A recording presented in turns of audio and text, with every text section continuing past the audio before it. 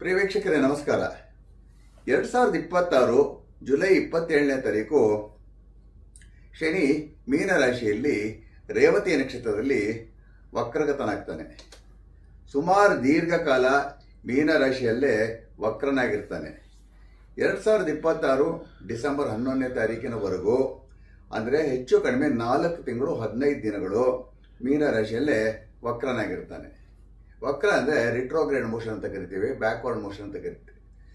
ಇದರಲ್ಲಿ ಒಂದು ವಿಷಯ ತಿಳ್ಕೋಬೇಕು ವೀಕ್ಷಕರೇ, ಜಾತಕ ಆಗಲಿ ಗೋಚರ ಆಗಲಿ ಯಾವುದೇ ಗ್ರಹ ವಕ್ರ ಆದಾಗ ಅದ್ರ ಹಿಂದಿನ ರಾಶಿಯಲ್ಲಿದ್ದಂಗೆ ಫಲಗಳು ಸ್ವಲ್ಪ ಬರುತ್ತೆ ಅಂತ ನಮ್ಮ ಗ್ರಂಥಗಳಲ್ಲಿ ಹೇಳ್ತಾರೆ. ಈಗ ಮೀನರಾಶಿಯಲ್ಲಿ ವಕ್ರ ಆದರೆ ಕುಂಭ ರಾಶಿಯಲ್ಲಿದ್ದಂಗೂ ಸ್ವಲ್ಪ ಫಲಗಳು ಬರುತ್ತೆ. ಅದು ಜನರಲ್ ಈ ಜಾತಕದಲ್ಲಿ ಯಾವುದೇ ಗ್ರಹ ವಕ್ರನಾಗಿದ್ದರೆ ಹಿಂದಿನ ಭಾವದಲ್ಲಿದ್ದಂಗೆ ಒಂದು 30% ಅದು ಎಫೆಕ್ಟ್ ಇರುತ್ತೆ. ಆಮೇಲೆ ಡಿಸೆಂಬರ್ 11ನೇ ತಾರೀಕು 2026 ಆ ನಂತರ ನೇರ ಸಂಚಾರ ಅಂದರೆ ಡೈರೆಕ್ಟ್ ಮೋಷನ್ ಅಂತ ಶುರು ಆಗುತ್ತೆ. ಈ 4 ತಿಂಗಳು 15 ದಿನಗಳು ಪ್ರತ್ಯೇಕವಾಗಿ 7 ರಾಶಿಗಳ ಮೇಲೆ ಪರಿಣಾಮ ಬೀರ್ತಾನೆ. 2026 ಜುಲೈ 27ನೇ ತಾರೀಕು ಇಂಡಿಯನ್ ಸ್ಟ್ಯಾಂಡರ್ಡ್ ಟೈಮ್ ಅಂದರೆ ಭಾರತೀಯ ಕಾಲಮಾನದಲ್ಲಿ ಮಧ್ಯರಾತ್ರಿ ಅಂದರೆ 26ನೇ ತಾರೀಕು ಮಧ್ಯರಾತ್ರಿ ಹಾಗೂ 27ನೇ ತಾರೀಕಿನ ಬೆಳಗಿನ ಜಾವ ಸರಿಯಾಗಿ 0:27:30 ಶನಿ ವಕ್ರ ಆದಾಗ ಗ್ರಹ ಸ್ಥಿತಿಗಳು ನೋಡಿ ಈ ರೀತಿಯಲ್ಲಿರುತ್ತೆ. ಮೇಷಲಗ್ನ ಇರುತ್ತೆ, 2ನೇ ಮನೆ ವೃಷಭದಲ್ಲಿ ಕುಜ, ತೃತೀಯದಲ್ಲಿ ಅಂದರೆ ಮಿಥುನದಲ್ಲಿ ಬುಧ, ಚತುರ್ಥದಲ್ಲಿ ಅಂದರೆ ಕರ್ಕದಲ್ಲಿ ರವಿ ಹಾಗೂ ಉಚ್ಚಗುರು, ಪಂಚಮದಲ್ಲಿ ಅಂದರೆ ಸಿಂಹದಲ್ಲಿ ಶುಕ್ರ ಹಾಗೂ ಕೇತು, ನವಮದಲ್ಲಿ ಅಂದರೆ ಧನುಸ್ಸಲ್ಲಿ ತ್ರಯೋದಶಿ ಚಂದ್ರ, 11ನೇ ಮನೆಯಲ್ಲಿ ಅಂದರೆ ಕುಂಭದಲ್ಲಿ ರಾಹು, ಹಾಗೇನೆ 12ನೇ ಮನೆಯಲ್ಲಿ ಅಂದರೆ ಮೀನದಲ್ಲಿ ವಕ್ರ ಶನಿ. ನೋಡಿ ವೀಕ್ಷಕರೇ, ಜಲತತ್ವ ರಾಶಿಯಲ್ಲಿ ಶನಿ ಇರೋದ್ರಿಂದ ಈಗ ಏನು ಜಲ ಅವಾಂತರಗಳನ್ನು ನಾವು ನೋಡ್ತಾ ಇದ್ದೀವೋ ಅದು ಅದರ ಅಬ್ಬರ ಹೆಚ್ಚುತ್ತೆ. ಡಿಸೆಂಬರ್ ತಿಂಗಳಲ್ಲಿ ಪ್ರತ್ಯೇಕವಾಗಿ ಡಿಸೆಂಬರ್ ತಿಂಗಳಲ್ಲಿ ವಕ್ರಗತ ಮುಗಿಸಿ ನೇರ ಸಂಚಾರಕ್ಕೆ ಹೋದಾಗ ಕೆಲವು ಪ್ರದೇಶಗಳಲ್ಲಿ ಜಾಸ್ತಿ ಸಮುದ್ರದ ಪ್ರದೇಶಗಳಲ್ಲಿ ಮಳೆಯಿಂದ ಹಾಗೂ ಸಮುದ್ರದಿಂದ ಬಹಳ ಹಾನಿ ಉಂಟಾಗಬಹುದು. ಶನಿ ಕರ್ಮಕಾರಕನಾಗಿರೋದ್ರಿಂದ ಧರ್ಮ ಕಾರ್ಯದ ಹೆಸರಲ್ಲಿ ಕೆಲವರು ಅನ್ಯಾಯವಾಗಿ ಹಾಗೂ ಅಸತ್ಯವಾಗಿ ನಡ್ಕೊಂಡು ಸಜ್ಜನರಿಗೆ ನೋವು ಉಂಟು ಮಾಡಬಹುದು.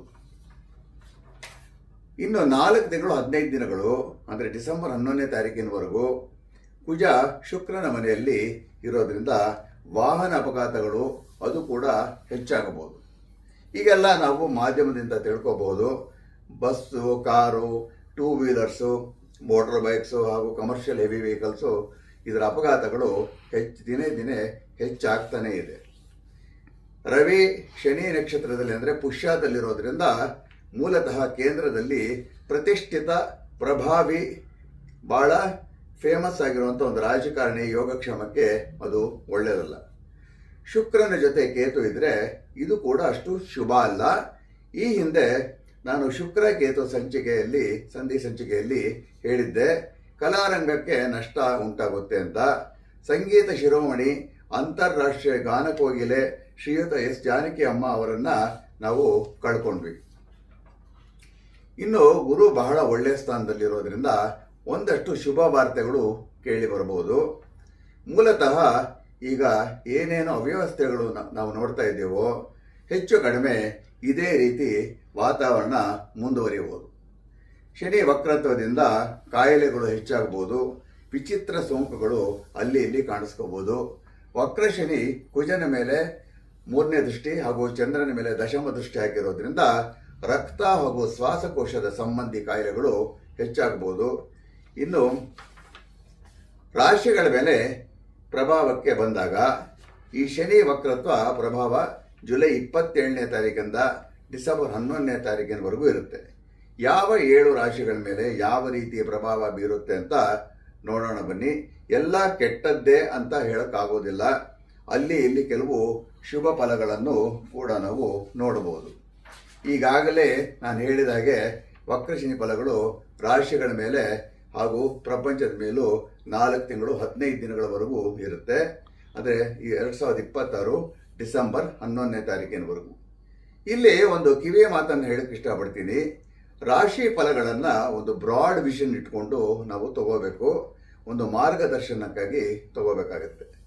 ಯಾಕಂದರೆ ನಿಮ್ಮ ಜಾತಕದಲ್ಲಿರೋ ಯೋಗಗಳು, ದಶಾಭುಕ್ತಿಗಳು, ಬಲಾಬಲಗಳು ಬಹಳ ಮುಖ್ಯ ಆಗುತ್ತೆ. ನಿಮ್ಮ ಜಾತಕ ಬಹಳ ಬಲಿಷ್ಠವಾಗಿದ್ದರೆ, ನಿಮ್ಮ ಜಾತಕದಲ್ಲಿ ಚಂದ್ರ ಬಹಳ ಬಲಿಷ್ಠವಾಗಿದ್ದರೆ, ಅಥವಾ ಗುರು ಬಹಳ ಬಲಿಷ್ಠವಾಗಿದ್ದರೆ, ಅಥವಾ ಲಗ್ನಕ್ಕೆ ಬಹಳ ಬಲ ಇದ್ದರೆ ರಾಶಿಗಳ ಪ್ರಭಾವ ಸ್ವಲ್ಪ ಕಡಿಮೆ ಇರುತ್ತೆ.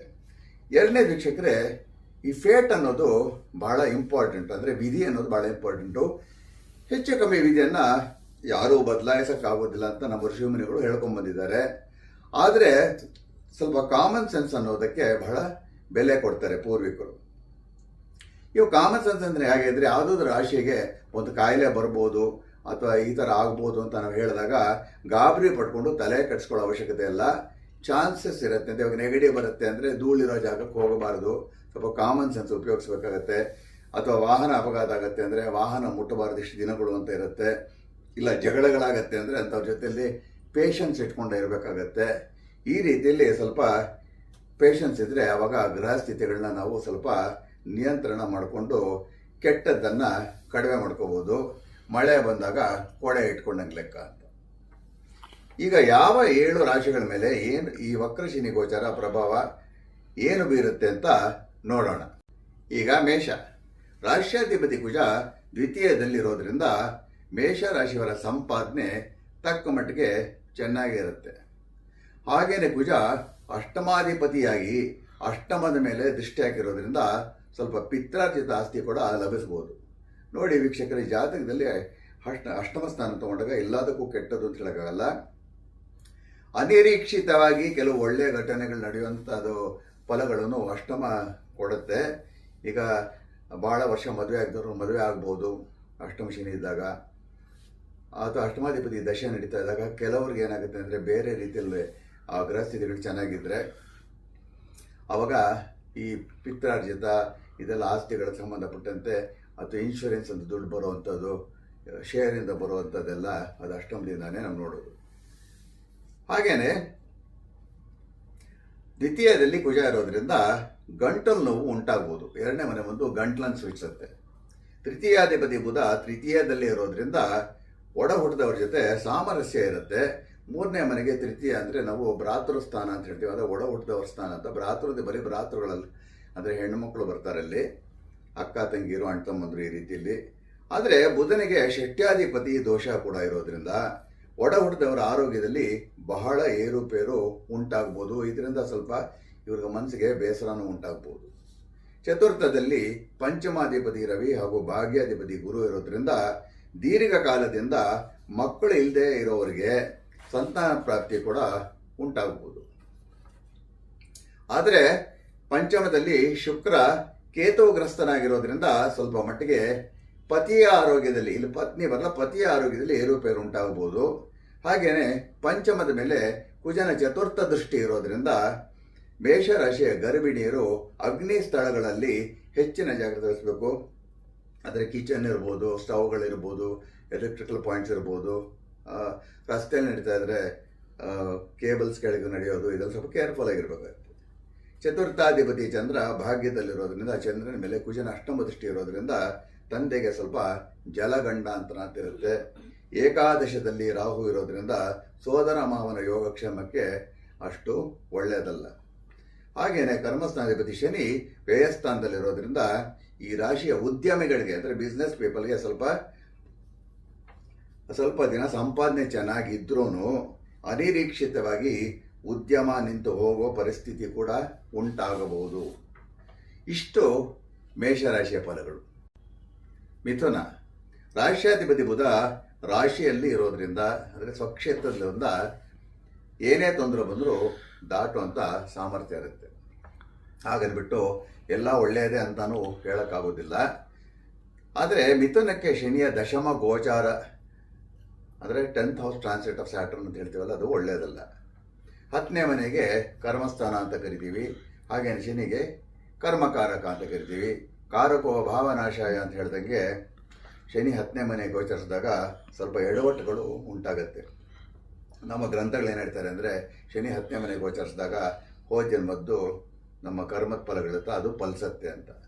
ನೌಕರಿಯಲ್ಲಿ ಹಾಗೂ ಉದ್ಯಮದಲ್ಲಿ ಜಾಸ್ತಿ ಏರುಪೇರು ಉಂಟಾಗುತ್ತೆ.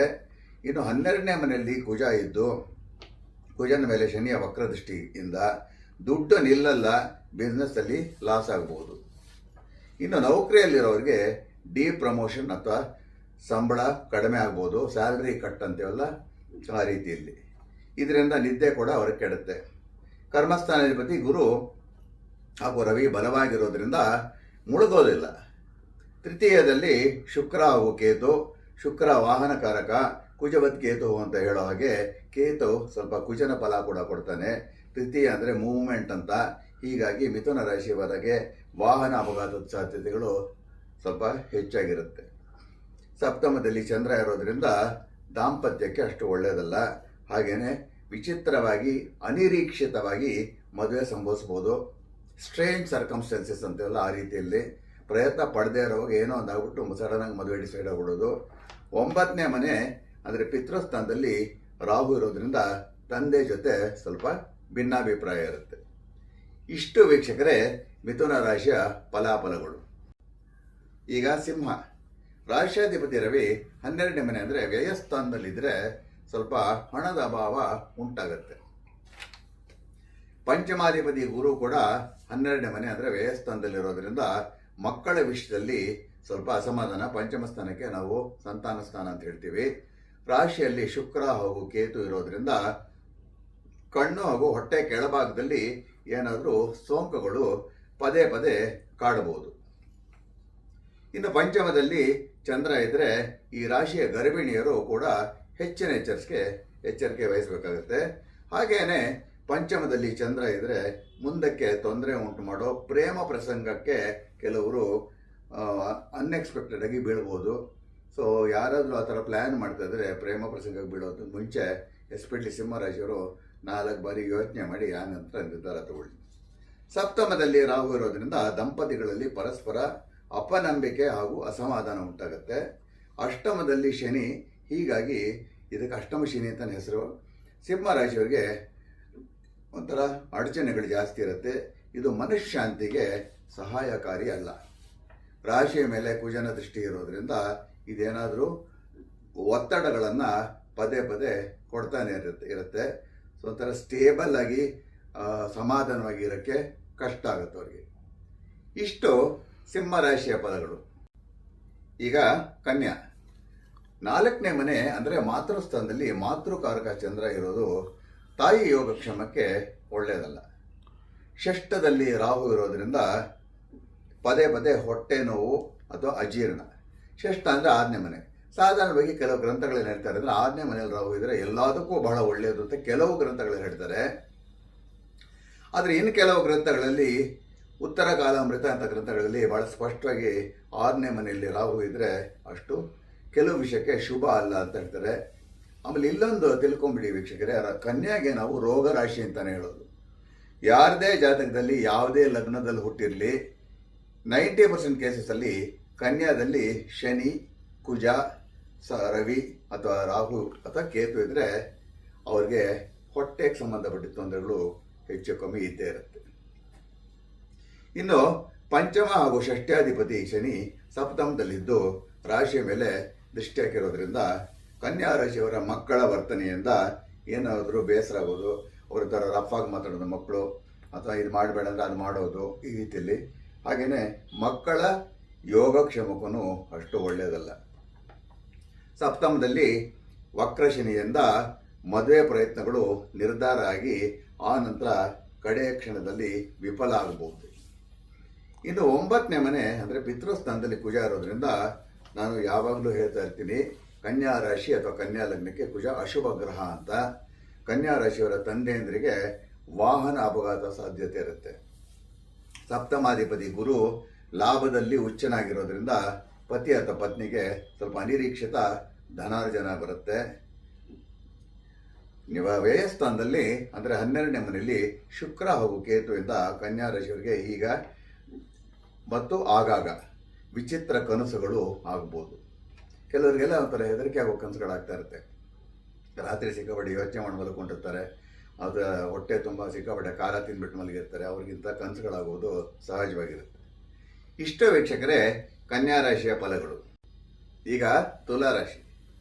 ರಾಶ್ಯಾಧಿಪತಿ ಶುಕ್ರ ಲಾಭಸ್ಥಾನದಲ್ಲಿರೋದು ದುಡ್ಡು ಕಾಸಿನ ವಿಷಯಕ್ಕೆ ಒಳ್ಳೆಯದೇ. ಆದರೆ ಶುಕ್ರನ ಮೇಲೆ ಅಷ್ಟಮದಿಂದ ಕುಜನ ದೃಷ್ಟಿ ಇರೋದ್ರಿಂದ ತುಲಾ ರಾಶಿಯವರಿಗೆ ಅಷ್ಟು ಸಮಾಧಾನ ಇರೋದಿಲ್ಲ. ಒತ್ತಡಗಳು ಕೂಡ ಹೆಚ್ಚು, ದೇಹದಲ್ಲಿ ಸ್ವಲ್ಪ ನಿಶ್ಶಕ್ತಿ. ಹಾಗೇನೆ ಸಪ್ತಮಾಧಿಪತಿಯಾಗಿ ಕುಜ ಅಷ್ಟಮದಲ್ಲಿರೋದ್ರಿಂದ ಪತಿ ಅಥವಾ ಪತ್ನಿಯ ಆರೋಗ್ಯಕ್ಕೂ ಅಷ್ಟು ಒಳ್ಳೆಯದಲ್ಲ. ಮಾಂಸಖಂಡಗಳಲ್ಲಿ ಏನೋ ಮುಜುಗರ ಹಾಗೂ ನೋವು. ರಾಶ್ಯಾಧಿಪತಿ ಶುಕ್ರ ಕೇತುಗ್ರಸ್ತನಾಗಿರೋದ್ರಿಂದ ತುಲಾ ರಾಶಿಯವರಿಗೆ ಸಣ್ಣ ಪುಟ್ಟ ಸೋಂಕುಗಳು ಆಗಾಗ ಕಾಡ್ತಾನೆ ಇರುತ್ತೆ. ಇನ್ನು ಕರ್ಮಸ್ಥಾನಾಧಿಪತಿ ಚಂದ್ರನ ಮೇಲೆ ಕುಜನ ಅಷ್ಟಮ ದೃಷ್ಟಿ ಇರೋದ್ರಿಂದ ನೌಕರಿ ಅಥವಾ ಉದ್ಯಮ ಸರಿಯಾಗಿ ನಿಭಾಯಿಸೋದು ಸ್ವಲ್ಪ ಕಷ್ಟ ಆಗುತ್ತೆ. ಪಂಚಮದಲ್ಲಿ ರಾಹು ಇರೋದ್ರಿಂದ ಮನಸ್ಸಲ್ಲಿ ಏನೋ ಆತಂಕ ಇರುತ್ತೆ. ಪಂಚಮ ಸ್ಥಾನಕ್ಕೆ ನಾವು ಬುದ್ಧಿಸ್ಥಾನ ಅಂತ ಹೇಳ್ತೀವಿ. ಹಾಗೆಯೇ ತುಲಾ ರಾಶಿಯ ಗರ್ಭಿಣಿಯರು ಹೆಚ್ಚಿನ ಜಾಗ್ರತೆ ವಹಿಸಬೇಕಾಗುತ್ತೆ. ಹಾಗೇನೆ ಕಾರಣ ಇಲ್ಲದೆ ಮಕ್ಕಳ ಬಗ್ಗೆ ಹೆಚ್ಚು ಚಿಂತೆ ಮಾಡ್ತಾ ಇರ್ತಾರೆ. ಷಷ್ಠದಲ್ಲಿ ವಕ್ರಶನಿ ಇರೋದ್ರಿಂದ ಸ್ವಲ್ಪ ಹೊಟ್ಟೆ ತೊಂದರೆಗಳು ಕಾಡಬಹುದು. ಅಷ್ಟಮದಲ್ಲಿ ಕುಜ ಇರೋದ್ರಿಂದ ಸ್ವಲ್ಪ ಮೂಲವ್ಯಾಧಿ ಲಕ್ಷಣಗಳು ಕಾಡಬಹುದು, ಅಂದರೆ ಪೈಲ್ಸ್ ಅಂತ ಬರ್ತಲ್ಲ ಆ ರೀತಿಯಲ್ಲಿ.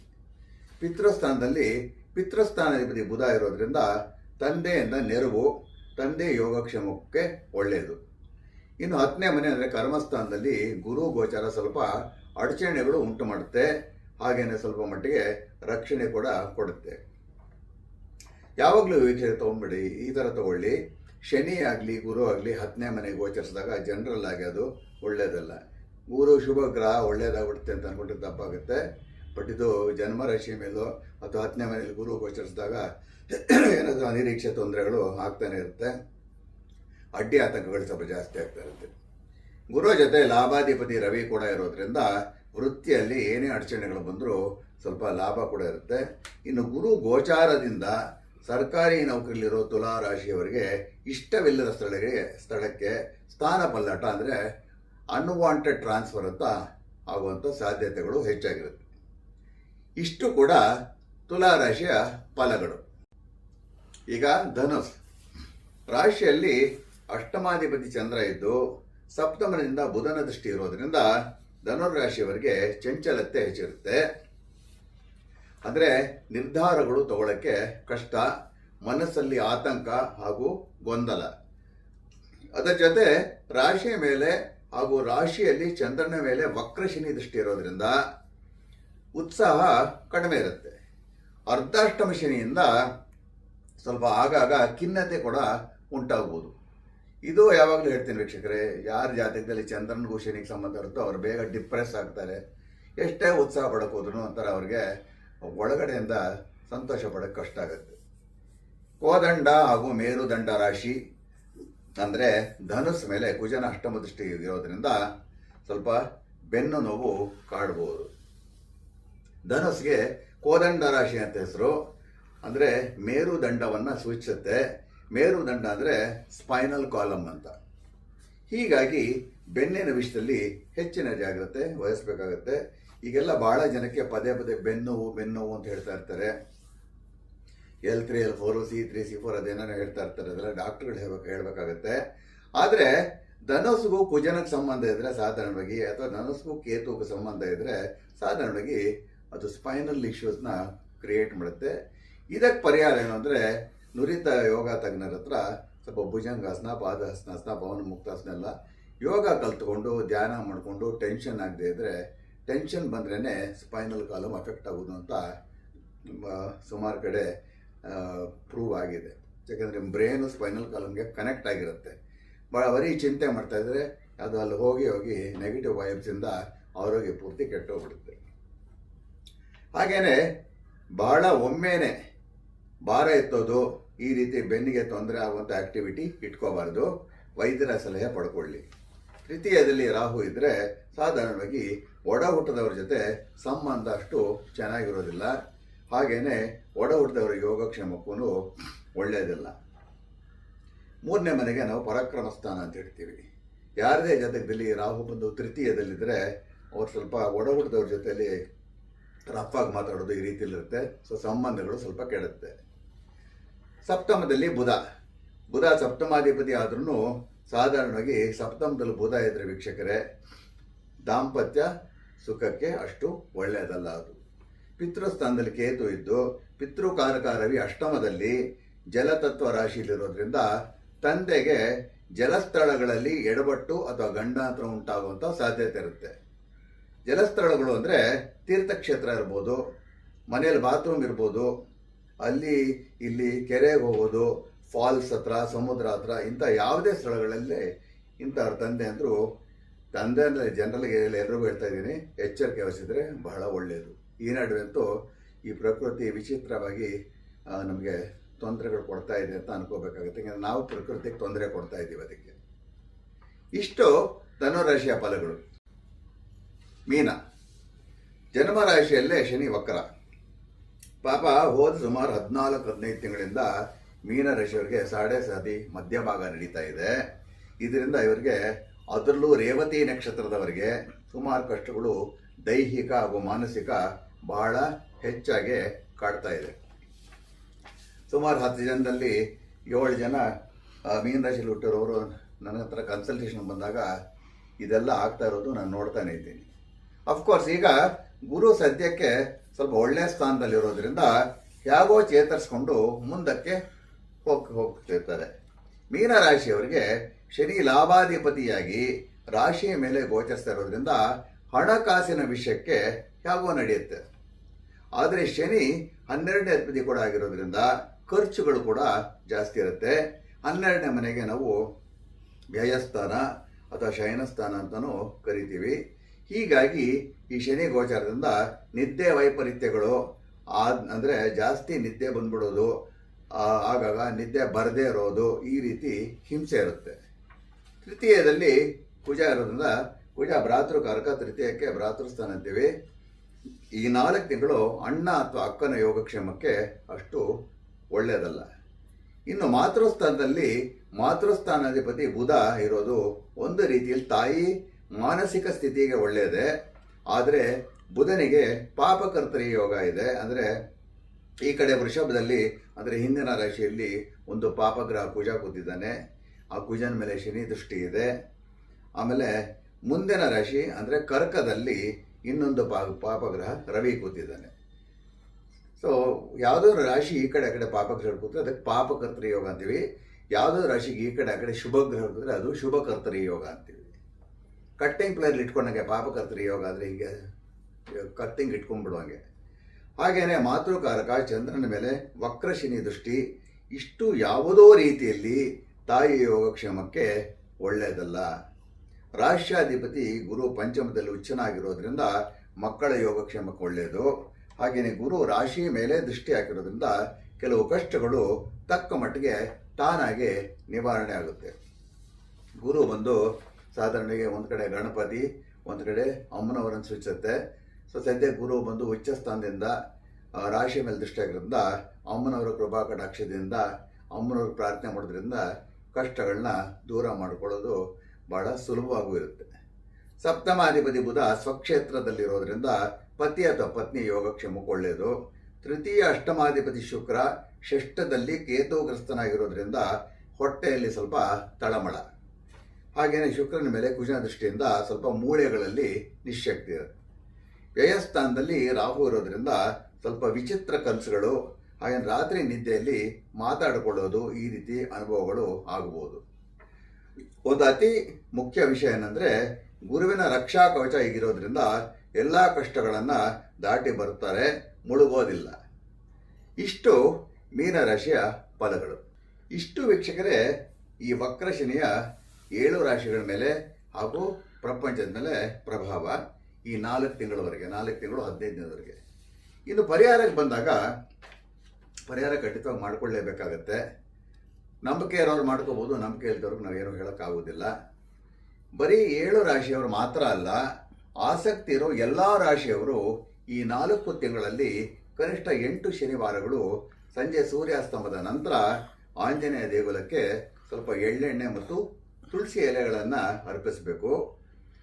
ಆದರೆ ಅರ್ಚನೆ ಮಾಡಿಸ್ಕೊಳ್ಳಿ.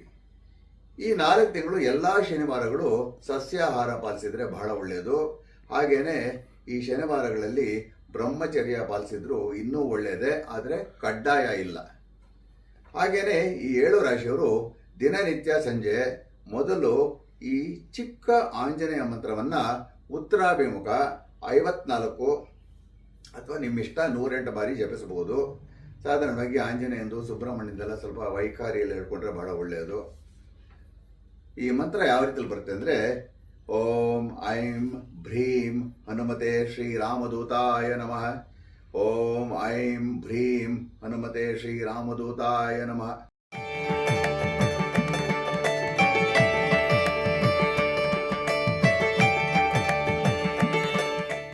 ನಂತರ ಇದಾದ್ಮೇಲೆ ದಕ್ಷಿಣಾಭಿಮುಖ ಶನಿ ಬೀಜ ಮಂತ್ರವನ್ನ 28 ಬಾರಿ ಜಪಿಸಿ.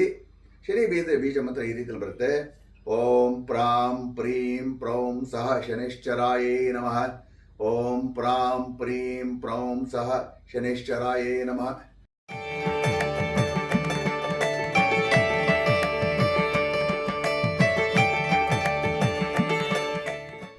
ಇಷ್ಟು ವೀಕ್ಷಕರೇ ವಕ್ರಶನಿಯ ಪ್ರಭಾವ 7 ರಾಶಿಗಳ ಮೇಲೆ ಮತ್ತೆ ಇದರ ಫಲಗಳು. ತಮ್ಮೆಲ್ಲರಿಗೂ ನನ್ನ ಗೌರವಾನ್ವಿತ ನಮಸ್ಕಾರಗಳು. ಕೃಷ್ಣಂ ವಂದೇ ಜಗದ್ಗುರುಂ.